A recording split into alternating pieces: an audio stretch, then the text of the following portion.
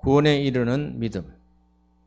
하나님을 보는 것이 우리가 지음받은 궁극적 목적이 됩니다. 우리가 오직 하나님을 보게 될 때 인간으로서의 궁극적인 목적이 이루어집니다. 이것이 하나님의 백성에게 약속된 궁극적인 운명이자 목적이 됩니다.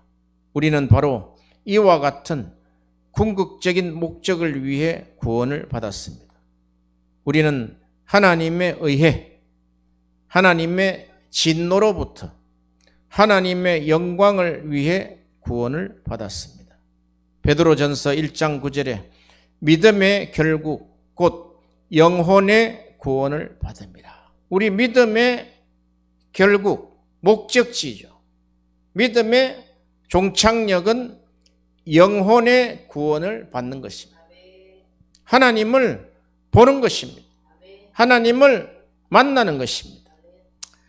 21세기에 가장 중요한 질문은 예수 그리스도께서 무슨 이유로 그토록 큰 고난을 받으셨는가 하는 것입니다. 1세기 때에도 화두가 마찬가지입니다. 예수 그리스도와 그의 십자가에 못 박히신 것입니다.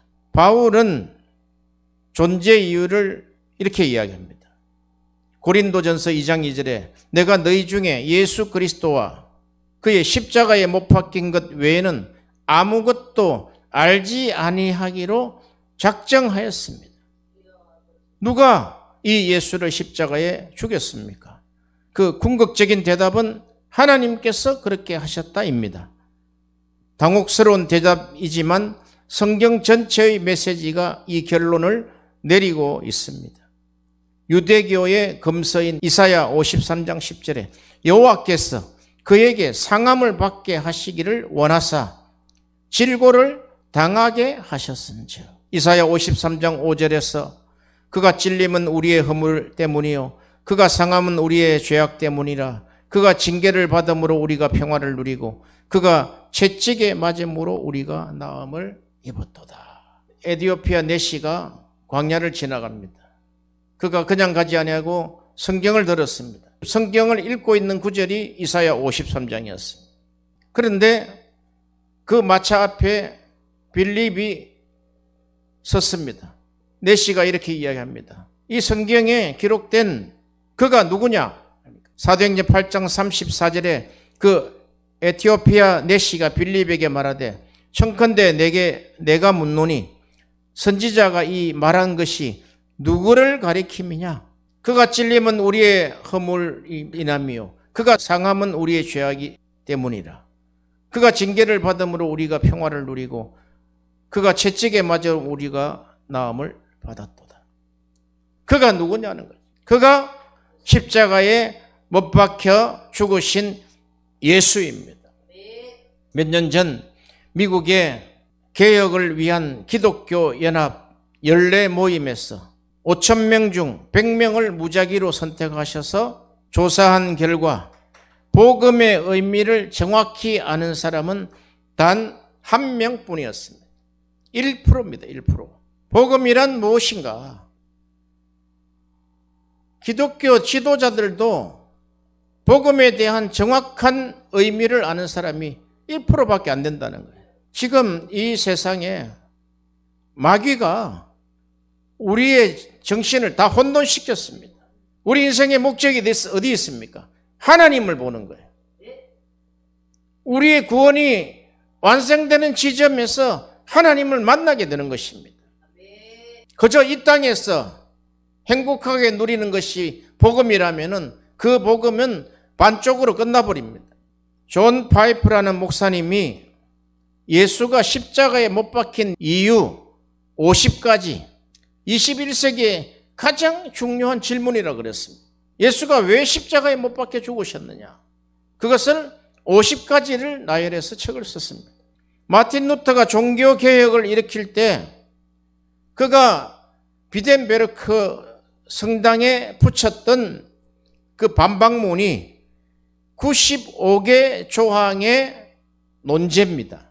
칼빈이 프랑스의 종교개혁을 일으킬 때 믿음의 정의와 본질에 대한 43개 논제에 대하여 서술하고 있습니다. 이렇게 인생에 큰 질문이 생기면 끝까지 파고드는 거예요. 오늘 여러분들에게 복음이란 무엇인가, 복음의 의미가 무엇인가에 대한 전 인생에 걸쳐서 제가 숙제를 하나 내드리겠습니다. 복음이란 무엇인가? 복음을 전하는 훌륭한 목사님들의 공통점을 보면 그가 전하는 복음에 분명히 복음이 선명하게 나타난다는 거예요. 구원에 관하여 네 종류의 사람이 있습니다. 첫째는 구원받지 않았을 뿐 아니라 스스로도 구원받지 않았다는 사실을 아는 사람입니다. 무서운 사람이죠. 불쌍한 사람입니다. 둘째, 실제로는 구원받지 않았는데 자신이 구원받았다고 착각하는 사람입니다. 아주 놀라운 사람이죠. 큰일 납니다. 세 번째, 구원을 받았으면서 아직 구원의 의미를 모르는 사람입니다. 99%입니다. 이게 1%만 복음의 의미를 정확하게 답을 냈어요. 한국도 그 답에 대답할 사람이 많지 않을 겁니다. 5% 내외입니다. 5% 내외.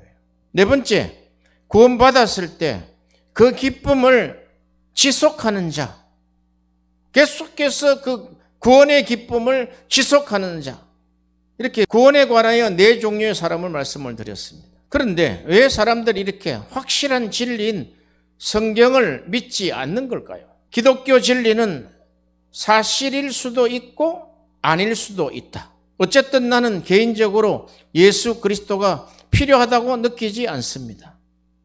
교회 왜 가야 하죠? 나는 기독교가 필요 없어요. 이 시대에 사는 사람들이 이렇게 이야기하고 있는 거예요. 오늘날 사람들은 속죄가 필요하다고 느끼지 않습니다. 어떻게 하나님과 화해할 수 있을까? 어떻게 하나님의 심판을 피할 수 있을까라는 절실한 질문을 던지지 않습니다.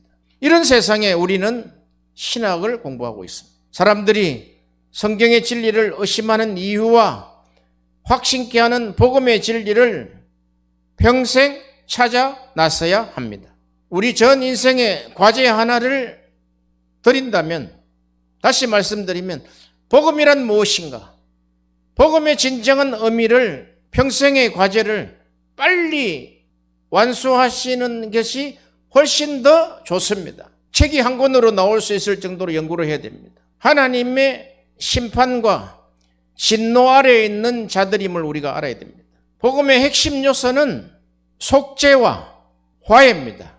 이것이 빠진 복음은 복음으로서 역할을 할 수가 없어요.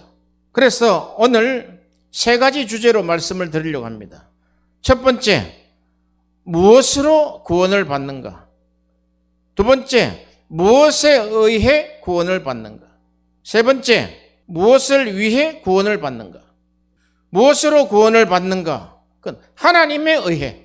무엇에 의해 구원을 받는가? 하나님의 진노로부터 구원을 받습니다. 세 번째, 무엇을 위해 구원을 받는가? 하나님의 영광을 위해서 구원을 받습니다.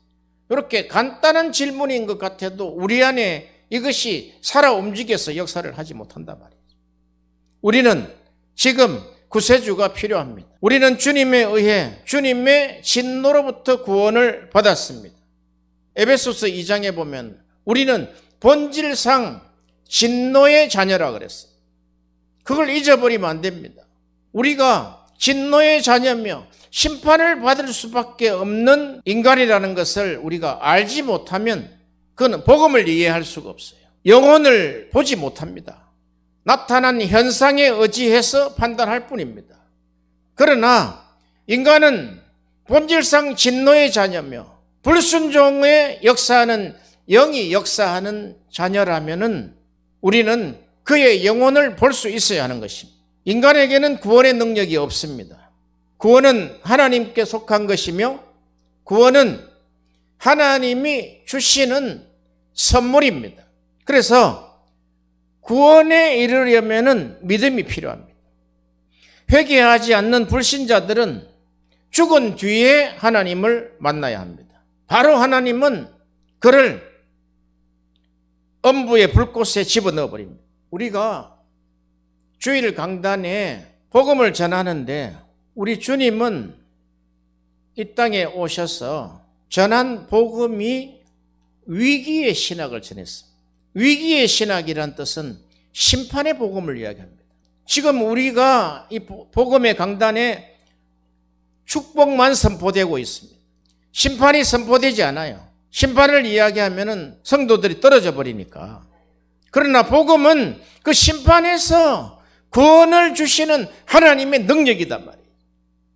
우리 본질을 알아야 돼요. 우리가 누구인지. 심판의 날에 구세주를 믿지 않는 이들은 하나님의 진노를 당하게 될 것입니다. 산을 가리켜 내 위에 무너져 덮어다오, 나를 가려다오 하고 부르짖을 것입니다.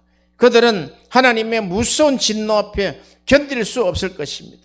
그러나 장차 다가올 하나님의 진노를 막아줄 수 있는 유일한 방패는 예수 그리스도의 의밖에 없습니다. 노아가 살던 시대에 하나님의 진노가 임해 온 세상이 홍수에 잠기고 말았습니다. 그러나 노아와 그 7 식구에게는 하나님의 심판의 날이 아니라 구원의 날이었습니다. 당신은 지금 구원을 받았습니까? 이 큰 구원을 등한히 여긴다면 피난처는 어디에도 없습니다. 히브리서 2장 3절에 우리가 이같이 큰 구원을 등한히 여기면 어찌 그 보응을 피하리요? 누가복음 18장 22절 23절에 부자 청년을 만났습니다. 예수께서 이 말을 들으시고 이르시되 내게 아직도 한 가지 부족한 것이 있으니 내게 있는 것을 다 팔아 가난한 사람들에게 나눠주라. 그리하면 하늘에서 내게 보화가 있으리라. 그리고 와서 나를 따르라 하시니 그 사람이 큰 부자이므로 이 말씀을 듣고 심히 근심하더라. 그는 십계명을 어릴 때부터 다 지켰다고 그랬습니다. 그러나 실상은 1계명 테스트에도 통과하지 못했습니다. 1계명이란 너는 나 외에는 다른 신을 내게 있게 말지니라. 그리고 지금 이 부자 청년에게는 하나님 외에 너희가 하나님과 재물을 겸하여 섬길 수 없느니라 그랬죠. 이 재물은 재물신입니다. 만몬입니다. 그가 큰 부자이므로 이 말씀을 듣고 심히 근심하여 주님을 따르지 못했습니다. 이 시대가 하나님을 두려워하지 않는 시대입니다. 하나님이 우리에게 요구하시는 의는 완전한 의입니다. 그러나 그분이 요구하시는 의에 결코 이를 수 없습니다. 그래서 우리 죄인에게 의가 되어주신 거예요. 의를 전가해 주신 것입니다. 로마서 3장 10절에 18절에 기록된 바 의인은 없나니 하나도 없으며 깨닫는 자도 없고 하나님을 찾는 자도 없고 다 치우쳐 함께 무익한 자가 되고 선을 행하는 자도 없나니 하나도 없도다. 그들의 목구멍은 열린 무덤이며 그 혀로는 속임을 일삼으며 그 입술에는 독사의 독이 있고 그 입에는 저주와 악독이 가득하고 그 발은 피 흘리는 데 빠른지라. 파멸과 고생이 그 길에 있어 평강의 길을 알지 못하였고 그들의 눈앞에 하나님을 두려워함이 없느니라. 이것이 바울의 결론입니다. 믿음이 더해지고 믿음이 더 확신 있게 하는 요소 중에 하나가 하나님에 대한 두려움입니다. 하나님에 대한 두려움이 없으면 믿음이 생기다가 말아버려요. 내가 지금 이 일은 하나님이 기뻐하시지 아니하심으로 나는 이 일을 하지 않겠다. 그런데 한단 말이죠. 하면 하나님은 반드시 그 일에 대한 심판을 하신단 말이에요. 눈 뜨고 그냥 보고만 계신 분이 아니단 말이에요. 그만큼 우리 인간들이 눈앞에 하나님을 두려워함이 없다라고 바울은 이야기하고 있는 거예요. 두 번째, 무엇에 의해 구원을 받는가? 하나님에 의해서입니다. 구체적으로 하나님의 작정과 예수 그리스도의 실행과 성령이 적용하셔서 우리에게 구원을 완성해 주시는 것입니다. 하나님에 의해 장차 다가올 하나님의 진노로부터 구원을 받는다는 사실은 기독교 신앙의 가장 큰 역설입니다. 혹시 복음이 잘못 전해지고 있다면 우리가 하나님을 믿으면 복을 받는다라는 복을 잘못 설명하는 거예요. 거룩하신 하나님은 결코 죄를 눈감아 주시지 않습니다. 그분의 공의가 충족되기를 원하십니다. 그래서 중보자이신 예수 그리스도로 말미암아 회개하는 자에게 구원을 허락하시는 것입니다. 마틴 루터의 95개 조항 반박문 1번에 하나님은 전 인생에게 회개를 명하셨다는 거예요. 그렇게 시작합니다. 종교개혁이 그렇게 시작됩니다. 신부나 교황에게 죄를 고백하고 죄 사함을 받는 것이 아니다는 거예요. 하나님 앞에 진정한 참 회개가 이루어질 때 그가 회개를 통한 영생을 얻는다는 것입니다. 어떤 면에서 예수님은 위기신학을 가르쳤다고 할 수 있습니다. 위기신학은 크리시스, 심판입니다. 심판의 신학입니다. 심판의 신학이 지금 빠져있단 말이에요. 이 일이 하나님의 심판을 받음에도 불구하고 그냥 행한단 말이죠. 이 심판은 임박한 심판의 위기를 가르칩니다. 하나님의 진노를 모면할 수 있는 유일한 길은 예수 그리스도의 속죄를 믿는 것입니다. 그리스도는 십자가 죽으심을 통하여 하나님의 진노를 누그러뜨렸습니다. 그리스도의 죽으심이 없었다면 우리는 하나님의 불같은 진노를 결코 피할 수 없을 것입니다. 성경은 죄의 성격을 세 가지로 규정합니다. 첫 번째, 죄는 빚이다는 거예요. 창조주 하나님께 주신 책임을 이행하지 못함으로 빚진 상태가 됩니다. 그래서 하나님은 우리 인간을 볼 때 엄격하게 하나님의 공의 앞에서 볼 때는 하나님은 우리 인간을 원수로 본다고 해요. 원수로. 공의 앞에서는. 하나님과 우리가 원수 관계로 되어 있는데 십자가로 소멸했다는 거예요. 그런 빚을 지고 있다는 거예요. 사도 바울은 그 평생에 나는 빚진 자라고 그랬어요. 그리고 두 번째, 죄는 원수 관계입니다. 하나님과 관계가 단절된 상태, 파괴된 상태입니다. 그런 상태에서 무슨 복을 줄 수 있겠습니까? 세 번째, 하나님에 대한 범죄입니다. 그분의 거룩하심과 율법을 거스리는 행위입니다. 그러므로 빚은 반드시 갚아야 하고 원수된 관계는 관계 회복이 필요하고 범죄는 마땅히 형벌이 주어집니다. 그러므로 중재하실 중보자이신 그리스도가 필요한 것입니다. 대속자이신 그리스도, 사로잡힌 자를 구원하기 위해 지불되는 돈을 뜻하는 속전, 예수님은 십자가에서 사탄에게 속전을 지불하셨습니다. 사탄이 인간을 사로잡기 있기 때문입니다. 이런 상황에서 그리스도가 오셔서 속전을 지불하고 인간을 해방시킨 것입니다. 누가복음 4장 18절 19절에 주의 성령이 내게 임하셨으니 이는 가난한 자에게 복음을 전하게 하시려고 내게 기름을 부으시고 나를 보내사 포로된 자에게 자유를, 눈먼 자에게 다시 보게 함을 전파하며 눌린 자를 자유케 하며 주의 은혜를 전파하게 하려 하심이라. 예수님 이 땅에 오신 목적, 자유선언입니다. 복음은 대자유선언입니다. 마귀에게 포로된 자에게 자유를, 그러므로 눈은 뜨고 있으나 볼 수 없는 자들 다시 보게 함을 전파하고 마귀에 눌린 자를 자유하게 하고 심판과 진노 아래 있는 자들에게 주의 은혜를 전파하러 오신 것입니다. 그리스도는 구원 사역을 통해 사탄의 권세를 누르고 우주적 승리를 거두셨습니다. 그리스도는 인간을 지배하는 사탄 사역을 파괴하고 그를 정복했습니다.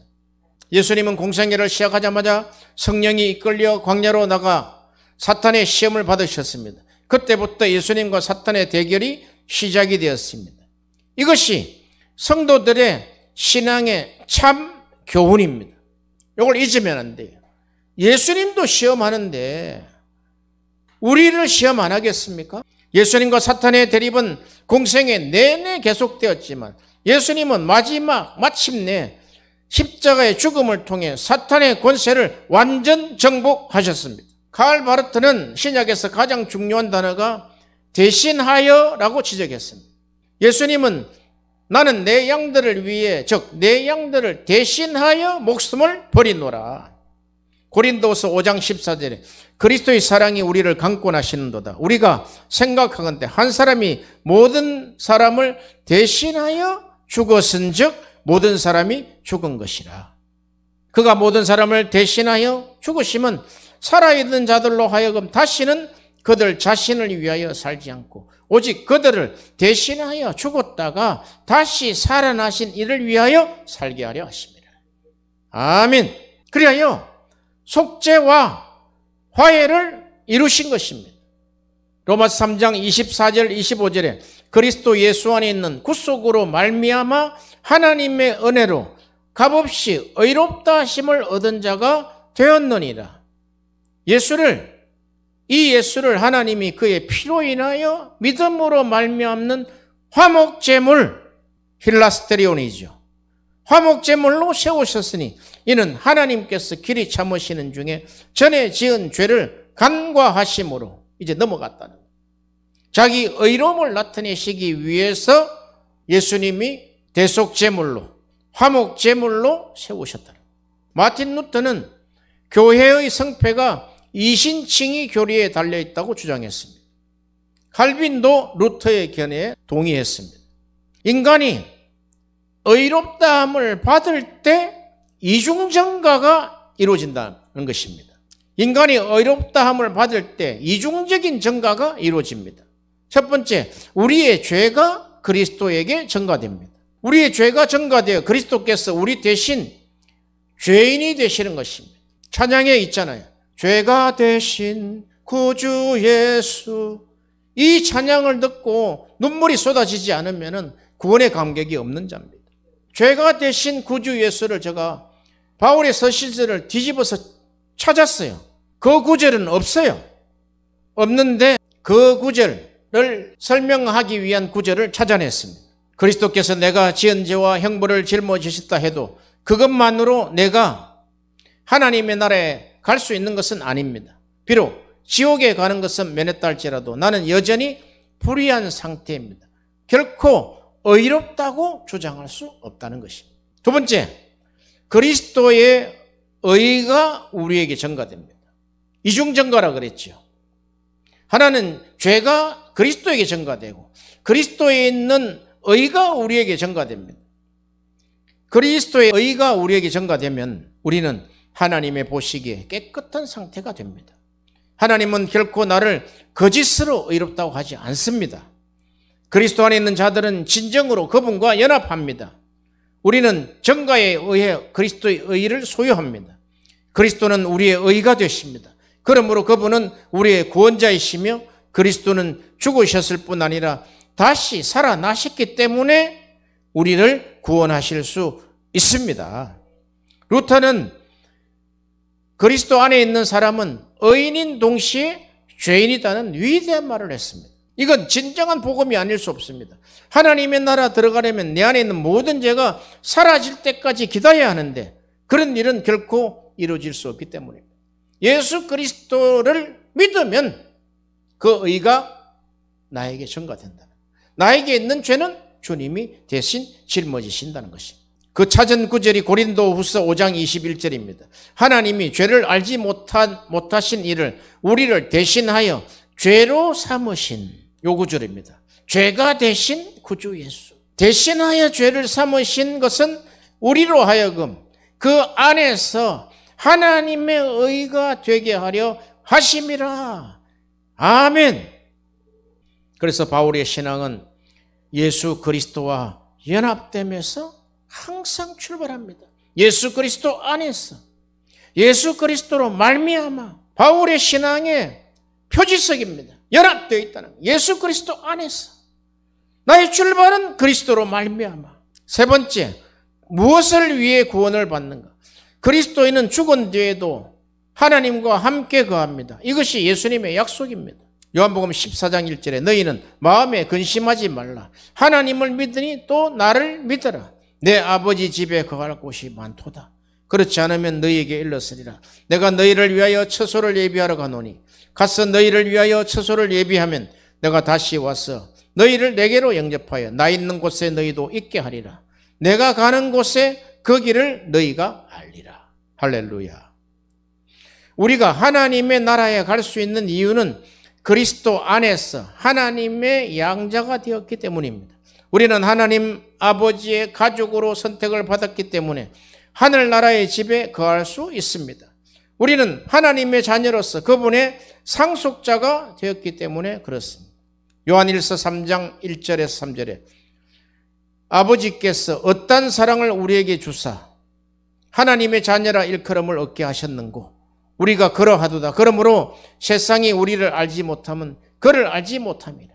사랑하는 자들아 우리가 지금은 하나님의 자녀라. 장래에 어떻게 될 것은 아직 나타나지 아니하였으나 그가 나타내심이 되면 우리가 그와 같은 줄을 아는 것은 그가 계신 그대로 볼 것임을 인함이니 주를 향하여 이 소망을 가진 자마다 깨끗하심과 같이 그의 깨끗하심과 같이 자기를 깨끗하게 하느니라. 아멘. 구원의 마지막 목적지에서 하나님을 본다는 거예요. 그래서 우리가 그 소망을 가지고 있으므로 우리가 이 땅에 살 때 항상 그의 깨끗하심과 같이 우리가 성결하고 정결하고 거룩하게 살아가는 거예요. 그래서 칭의와 성화는 동전양면이다 말이에요. 구원받았으니까 이제 나는 마음대로 살아야 된다. 그런 게 아닙니다. 구원받았으면 더 깨끗하게 살아야 되는 거예요. 더 하나님의 영광된 삶을 살아야 된단 말이죠. 사도 요한은 우리가 지으심을 받은 궁극적인 목적을 강조합니다. 그의 구원의 정점, 곧 우리가 누리게 될 가장 높은 영광에 관해 정언합니다. 우리는 하나님을 보게 될 것입니다.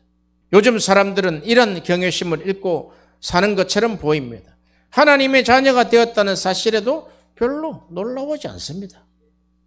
성경은 우리가 본질상 진노의 자녀라고 정언합니다. 에베소서 2장 3절에 전에는 우리도 다 그 가운데 육체의 욕심을 따라 지내며 육체와 마음에 원하는 것을 하여 다른 이들과 같이 본질상 진노의 자녀이었더니 이제 성경은 마지막 날에 새 예루살렘이 하늘에서 내려올 것이라고 약속을 합니다. 요한이 받은 계시의 절정은 또 내가 새 하늘과 새 땅을 보니 처음 하늘과 처음 땅이 없어졌도다. 바다도 다시 있지 않더라. 또 내가 보매 거룩한 성 새 예루살렘이 하나님으로부터 하늘에서 내려오니 그 예비한 것이 신부가 남편을 위하여 단장한 것 같더라. 내가 들으니 보좌에서 큰 음성이 나서 가로되 보라 하나님의 장막이 사람들과 함께 있음에 하나님이 저희와 함께 거하시리니 저희는 하나님의 백성이 되고 하나님은 친히 저희와 함께 계시며 모든 눈물을 그 눈에 씻기시며 다시 사망이 없고 애통한 것이나 곡하는 것이나 아픈 것이 다시 있지 아니하리니 처음 것들이 다 지나갔습니다. 이렇게 구원의 완성이 이 땅에서 이루어지는 것입니다. 우리는 무엇으로부터 구원을 받았습니까? 하나님입니다. 삼위일체 하나님입니다. 무엇에 의해 구원을 받았습니까? 하나님의 진노와 심판으로부터 구원을 받았습니다. 그리고 마지막에 무엇을 위하여 구원을 받았습니까? 하나님의 영광을 위해서 우리가 구원을 받았단 말이에요. 이런 구원에 대한 진리가 우리 안에서 이제 성경을 묵상함으로 말미암아 우리 안에 이 구원의 신비와 구원의 기쁨과 소망이 넘쳐나기를 축원합니다.